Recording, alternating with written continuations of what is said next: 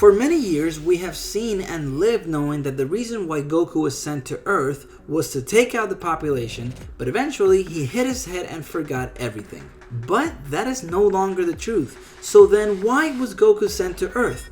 That's what we're going to talk about today.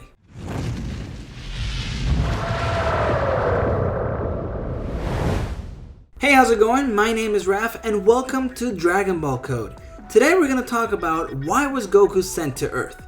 When we first hear Goku's background story, we learned that he was an alien that came to Earth from outer space in a spaceship that looked like a ball. He was found by Grandpa Gohan and he cared for him, and one day he had a horrible accident and lost his memory. Then we learned from Goku's brother Raditz that his real name was Kakarot and that the reason he came to Earth was to take out everyone and get the planet ready for sale. But since he lost his memory, he had failed to complete his mission. This is what we thought since forever, but then everything changed in 2014. In 2014, there was a special manga released by none other than Akira Toriyama himself called Dragon Ball Minus: The Departure of a Fated Child. In it, we finally meet Goku's mom, Gine, and we learn the truth about why Goku was sent to Earth. And by the way, this really contradicts the TV special Dragon Ball Z Bardock, Father of Goku. But I guess that this is the real story now, so we can't do anything about it. So the real reason why Goku was sent to Earth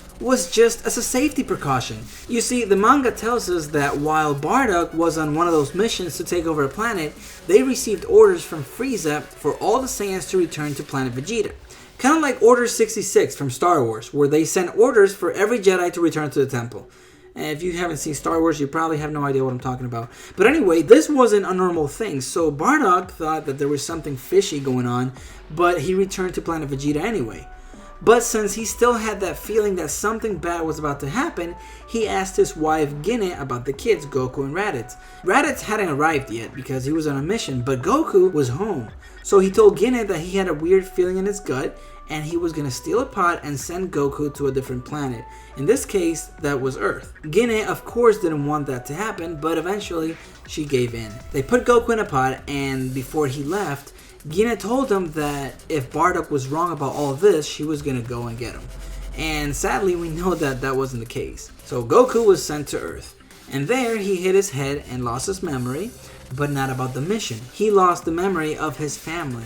That's pretty depressing. Okay, so now we know this, but that doesn't change the fact that Raditz tells Goku a different story about what he was on Earth for. Well, what I think is that when Goku was sent to Earth, since Raditz wasn't there, he didn't know the real reason why they sent him. And I'm guessing that since small children were normally sent to different planets on their own with the same horrible mission, he assumed that that was why Goku was sent to Earth. Same thing with Nappa and Vegeta. They had no clue about the truth, so they just assumed that Goku was supposed to be on Earth on a mission. A lot of people say that they don't like this story and that they like the original better, but I personally like this because it shows that the Saiyans had more feelings than just being angry all the time. And we saw a whole different side of Bardock that we'd never seen before. We saw him as a caring father and a husband that did anything to protect his family, and we also saw through Gine that all Saiyans weren't brutes. They could be full of love and happy as well. And this changes everything because now we know that Goku was never an evil kid that was supposed to invade Earth. And there you have it. What story do you like better? Do you like the old one or do you like the new one? And if you like this video, make sure to like it and share it if you can. And if you like Dragon Ball content, make sure to hit that subscribe button and hit the little bell icon so you can get notifications whenever I post a new video. Thanks for watching, and I will see you later.